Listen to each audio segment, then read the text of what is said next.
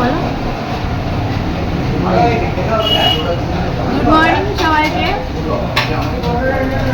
আমরা এসেছি একটা দোকানে, মিলে বসে খাচ্ছি কচুরি আর সাথে ঘুগনি, একটা ক্যাম্পার নিয়ে নেওয়া হয়েছে। ব্লগটা শুরু করলাম আমরা আমতলা থেকে। আর সকালবেলায় দুজন মিলে চলে এসেছি আমতলা। কাজ বার হওয়ার আগে আমি বললাম আমাকে নিয়ে চলো একটু যাবো আমতলায় কিছু জিনিস কেনার জন্য। আমার পার্লারের কাজে কিছু কসমেটিক জিনিস আমাকে কিনতে হবে, তো সেই জন্য আমি চলে এসেছি। তো সাথে ওকেও নিয়ে এসেছি। এই দেখে নাও আমার ক্যামেরাম্যান হয়েছে। লজ্জা পাচ্ছে কেন, খাও না। ওই যে আমরা কচুরি আর সাথে ঘুগনি খাচ্ছি আমতলার দোকানে এসে। কিছু জিনিস কেনার হচ্ছে, সেগুলো কেনার আগে খেয়ে নিচ্ছি। সকালবেলা কিছু খেয়ে বারো হয়নি, দুটো লাড্ডু আর ছেলেকে সকালবেলা স্কুলে পাঠিয়েছি। আর মিঠাইয়ের বাড়িতে নেই, মিঠাই গিয়েছে দিদার বাড়িতে, এবার থেকে দিদার বাড়িতেই থাকবে। তো এবার পরে ওটা নিয়ে কথা বলবো, আগে চলো খেয়ে নিই। আজকে ব্লগটা এখান থেকেই শুরু করলাম। কী কী করছি না করছি সবটাই তোমাদেরকে শেয়ার করবো। আবার কেনাকাটি করে বাড়ি ফিরতে হবে, ছেলেকে নিয়ে আসতে হবে স্কুল থেকে গিয়ে। আবার জ্ঞান বাটা খেয়ে নিল, আর একটুই তো ছিল। আবার কিনে দেবো কি না, আমি এখন খাবো। এই দোকানে আছে না দেখো না নেই, কেন তো জ্ঞানটা আছে। কাকে জিজ্ঞেস করছিল ও ফিনিশ করে ফেলেছে, আমার এখন শেষ হয়নি। সবার কাজে বার হবে, তাড়াতাড়ি খেয়ে নিই, জিনিসগুলো কিনে নিই। দিয়ে আমরা বার হচ্ছি, আমতলাই রয়েছে। এই যে বিশাল মার্কেটে যাব আমরা, বিশাল মার্কেটে প্রিন্সেসে যাব, গিয়ে ওখান থেকেই কসমেটিকের সব জিনিসপত্র নেব। আর ওখান থেকে আমি একটা শিউরির হার নিয়েছিলাম। এই যে শিউরির হারটা,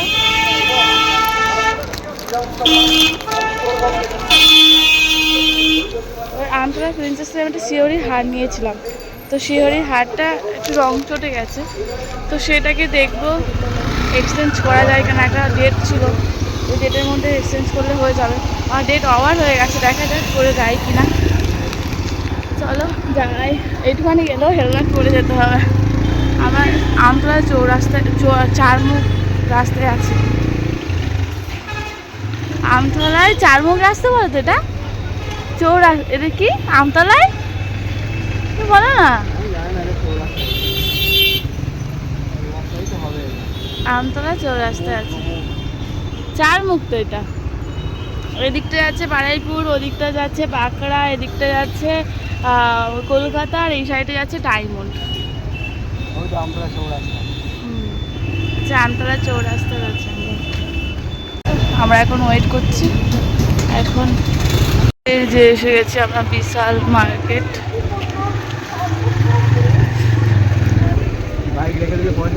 হ্যাঁ, কয়েকটা রাখলে পয়সা দিতে।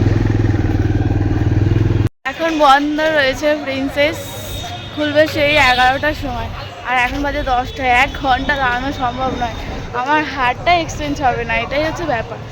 আর চলো রুম মহলে যাবো, আমতলায় রুম মহলে, অটো স্ট্যান্ডের অপোজিটে চলে এসেছি। রুম মহলে খোলাই রয়েছে, আর সে বসেছে ওখানে, আর আমি কিছু জিনিস কেনা ছিল সেগুলোই কিনে নিচ্ছি। আর আমার জন্য টোনার নিলাম, এই গানটা বন্ধ করি, আমার জন্য একটা টোনার নিলাম। মেকআপের আস্তে আস্তে সব জিনিস কিনবো, সে বসে রয়েছে।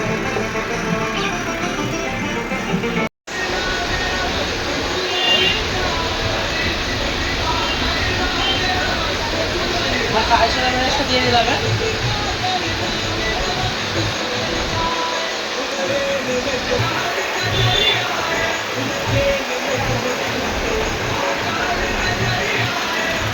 সমস্ত জিনিসপত্র কেনাকাটি করে নিয়ে আমি বাড়িতে চলে এলাম, আর ও সোজা কাজে চলে গেছে। এসে এই যে আদিত্যকে নিয়ে এসেছিলাম বাড়িতে, আর আমার দেখো না জোর করে এই সপ্তাহে ছাতা নেবো না ভেবেছিলাম, তো ওনার ছাতা এক্সট্রা হয়ে গেছিলো বলে আমাকে আবার জোর করে 2 ডজন ছাতা দিয়ে গেছে। এসে কত জামা কাপড় পরেছিল সমস্ত কাচলাম, আর আদিত্যকে এই যে খেতে দিয়েছি।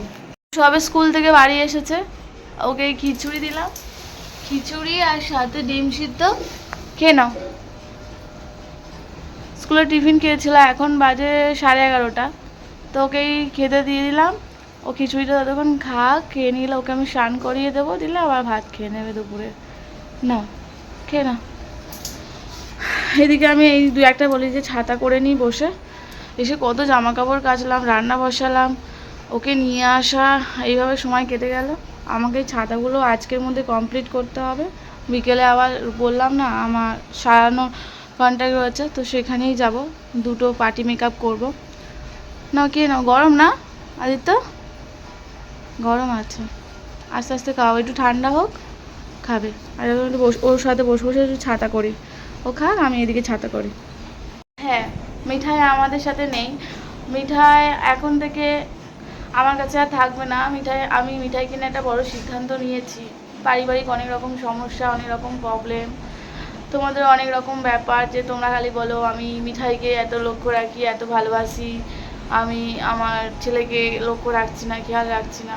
সত্যি বলবো, আমি আমার মন জানে আর ভগবান জানে যে আমি আমার একটা সংসার করার জন্য আমি বাচ্চাদেরকে নিয়ে কতটা পরিমাণ লড়াই করে যাচ্ছি। পরিস্থিতির সময় আমার এমন কাটছে যেটা তোমাদেরকে বলে বোঝাতে পারবো না, আর আমি বলতেও চাই না। কিছু জিনিস নিজস্ব রাখা দরকার। আমি যদি আমার পারিবারিক নিয়ে সত্যি সত্যি প্রত্যেক দিন ব্লগে বলতে থাকি, করতে থাকি, তো আমার হয়তো অনেক ভিউজ হবে, আর অনেক ভিউজ হবে, আমার লাইফটা হয়তো আরও সচ্ছল হবে, আরও হবে, কিন্তু আমি সেইগুলো জটিলতার মধ্যে যেতে চাই না। আমি চাইছি যে সব কিছু নিজের মধ্যে সংসারটাকে গুছিয়ে নিয়ে আনিয়ে গুছিয়ে নিয়ে আগাতে। আমার জীবনটা একটা সুন্দরভাবে চলুক, নর্মালভাবে চলুক, কষ্টের মধ্যে চলুক, এইভাবেই আমি কাটিয়ে দিতে চাই। কিন্তু তার মধ্যে একটু সম্মানটা দরকার। তো সেই সম্মানটুকু আমার মনে হয় যে আমি বিয়ের পরে মনে হয় হারিয়ে ফেললাম। একটা মা একটা সন্তানের জন্য যা করে সেটা একটা মাই জানে। তো সেটা নিজের হোক বা অন্যের হোক, যাই হোক, বাচ্চা, একটা মা জানে একটা বাচ্চাকে কীভাবে সামলাতে হয়। তো আমি সেইভাবেই ওকে মানিয়ে নেওয়ার চেষ্টা করি। মিঠাইকে যেভাবে দেখি ওকেও দেখার চেষ্টা করি। সেটা কেউ বুঝবে না বা বোঝাতে পারবোও না। মিঠাইর ক্ষেত্রে কী হয়, মিঠাইকে যদি আমি বকাঝকা করি বা কোনো কিছু হয়, তো ও আমাকে এসে আবার জড়িয়ে ধরে, ভালোবাসে, আপন করে নেয়, ও সেটা গায়ে নেয় না। কিন্তু যেটা আদিত্যর ক্ষেত্রে হয় না, ওকে বকলে মারলে আরও উৎসাহ দিয়ে সবাই আরও ওকে বোঝায়, অন্য লোক অনেক কথা, ও অনেক রকমভাবে। আদিত্য না অনেকটা কিন্তু দুষ্টু, মানে সেটা বলতে চাই না, যেটা মা না থাকলে হয়, সেটাকে কন্ট্রোলে আনতে গেলে তো সময় লাগে, বা সেই কন্ট্রোল করতেই আমাকে দিচ্ছে না ভালোবেসে মানিয়ে নিয়ে, যেটা আমি করতে চাইছি। তো যাই হোক, তোমাদের বক্তব্য ছিল যে আমি মিঠাইকে বেশি ভালো সময় দিই, আদিত্যকে দিই না। আমার বাড়ি থেকেও অনেক রকমই, তো আমি সব কিছু সিদ্ধান্ত নিয়ে, আমার বরের বক্তব্য অনেক রকম রয়েছে, তো সব কিছু সিদ্ধান্ত নিয়ে আমি এক বড় সিদ্ধান্ত নিয়েছি যে মিঠাইকে আমি আমার মায়ের কাছে রাখবো, আর আমি এখানেই থাকবো।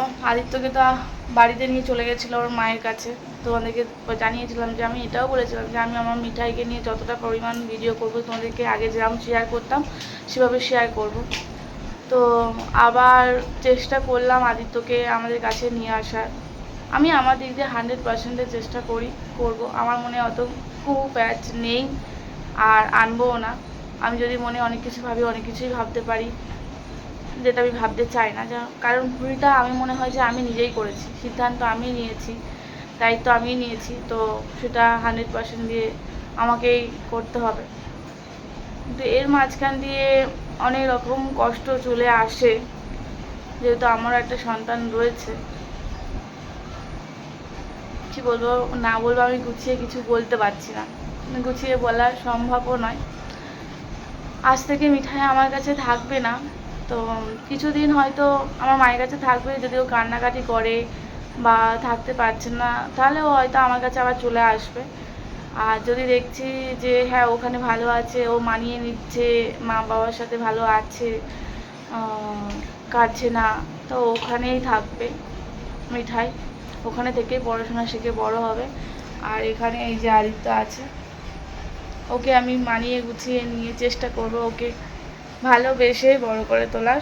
দেখা যাক আবার আমার শ্বশুরবাড়ি থেকে জোর আসছে, বা ও সবসময় কান্নাকাটি করছে, মন খারাপ করছে আদিত্য, যে আমি এখানে থাকবো না, আমি এখানে থাকবো না, কান্নাকাটি সব সময় লেগেই থাকে, যে ও বাড়ি যাবে, ও দিদার কাছে যাবে, ও দাদুর কাছে যাবে। তবুও যতটুকু বুঝিয়ে মানিয়ে নিয়ে থাকা। আর বাচ্চা মানুষ যদি সবসময় কান্নাকাটি করে, আবার এতে বলবে যে আমি ভালোবাসছি না, করছি না, অনেক সারা দিনটা যে আমি কিভাবে সামলাই না তোমাদেরকে বলে বোঝাতে পারবো না, আর বোঝাতে চাই না। বললাম না, স্বয়ং ভগবান জানে, আমি জানি, আর আদিত্য জানে। তাই তো আদিত্য? দেখাই যাক, চেষ্টা করবো অনেক, শেষ অবধি লড়াই করে যাব। তো যেটা বলেছিল, মিঠাইকে নিয়ে বলি, মিঠাই আমাদের সাথে আর থাকবে না। তোমরা খালি বললাম আমি মিঠাইকে বেশি ভালোবাসি, ছেলেকে দেখেছি, ছেলেকে দেখি না, হ্যান ত্যান অনেক কথা। বাবা, আমি কারোর কথা নিয়ে কিন্তু ভেবে চিনতে যে মিঠাইকে দিয়ে এসেছি তা না। আমার পারিবারিক দিয়ে অনেক রকম প্রবলেম, যেটা আমাদের দুজনের মধ্যে অনেক রকম সমস্যা, সব কিছু সিদ্ধান্ত নিয়েই আমি এটাই ভেবেছি যে আমার মেয়েটাকে আগে সুস্থভাবে বড় করতে হবে, ভালো রাখতে হবে। এই অশান্তির মধ্যে একটা বাচ্চা বড় হলে সে বাচ্চাটা বড় হয়ে ওঠে না। তাই ভেবে এই সিদ্ধান্ত নিয়েছি। হ্যাঁ, এটাও জানি যে একটা মায়ের কাছে একটা বাচ্চা যেভাবে বড় হবে, সেটা কি অন্য কোথাও গিয়ে থাকলে হবে? আমার মনে হয় যে হ্যাঁ, হবে। আমি ওকে ভালো রাখতে পারছি না, আমাকে ভালো রাখতে পারছি না, কারণ আমি ভুল সিদ্ধান্ত নিয়েছি। আমার আমার অন্যায়ের বোঝাটা আমি আর ওর মধ্যে চাপিয়ে দিতে চাইছি না। আমার এই যে আমার জন্য যে খারাপ দিনগুলো যাচ্ছে, সেই খারাপ দিনগুলোর জন্য ওর জীবনটা খারাপ হয়ে যাক, সেটা আমি চাইবো না। সেই জন্য এই সিদ্ধান্তটা নিচ্ছি, দেখা যাক কী হয়, ও কতটা মানিয়ে নিতে পারে। ওর উপরও আবার ডিপেন্ড করছে যে ও ওখানে মানিয়ে নিচ্ছে কি না, সেই হিসাবে পুরো সিদ্ধান্তটা হবে। দেখা যাক কী হয়। আমার তো খুবই কষ্ট হবে, খুবই কষ্ট হবে। আদিত্য তো আছে আমার কাছে। তো রেডি হয়ে নিলাম, যাব আগে দাদুর বাড়িতে, আদিত্যকে রাখবো দাদুর বাড়িতে, তারপরে ওখান থেকে আমি যাব কাছে। আজ অনেক জামা কাপড় কেচে দিয়েছিলাম, এই যে দেখতে পাচ্ছ, বিছানার চাদর, বালিশের কভার টভার সব, ওদের স্কুল ড্রেস, আদিত্য মিঠাইয়ের, ওর বাবার জামা সব কেচে দিয়েছিলাম, এগুলো ছাদ থেকে তুলে নিয়েছে। তো রেডি হয়ে নিয়েছে, বার হব, আদিত্যকে সাথে করেই নিয়ে যাব। চলো ওকেও রেডি করাবো, আগে ছাদে থেকে জামা কাপড়গুলো তুলে নিয়ে যায়। এই যে আদিত্যকে রেডি করিয়ে দিয়েছি, আদিত্য যাচ্ছে। চলো আদিত্য, আমি আর আদিত্য দুজন মিলে বার হলাম। এদিকে তাকাও, আমি আর আদিত্য দুজন মিলে যাচ্ছি, দুটো হাতে বড় বড় ব্যাগ আছে। চলো রেডি হয়ে নিয়ে বাড়তে হয়ে পড়লাম, টাইম মতো পৌঁছাতে পারলেই হবে। আমি আর এই আদিত্য যাচ্ছে। এই যে বিকেলের কাজগুলো সেরে গুছিয়ে রেখে দিয়ে গেলাম। ওর বাবা বলেছে আসার পথে, কাজ থেকে আসার পথে আমাদেরকে নিয়ে চলে আসো।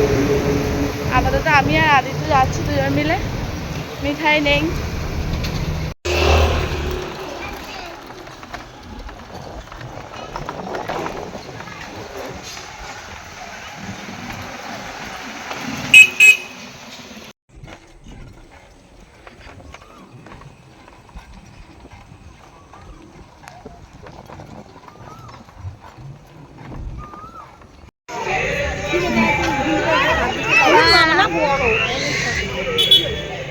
কি রান্না করছো? খিদে পেয়েছে তো। সবে তো চাউমিন খেলে বাড়ি এলাম, বাড়ি এসে এই যে বানাচ্ছি সয়াবিন আলু দিয়ে তরকারি। সয়াবিন আলুর তরকারি বেশ কষানো হয়ে গেছে। দাদুর বাড়িতেই খাওয়া দাওয়া করে আসতে বলছিল। আদিত্যকে তো আমার দাদুর বাড়িতে রেখেছিলাম, সে ঘুমিয়ে পড়েছে।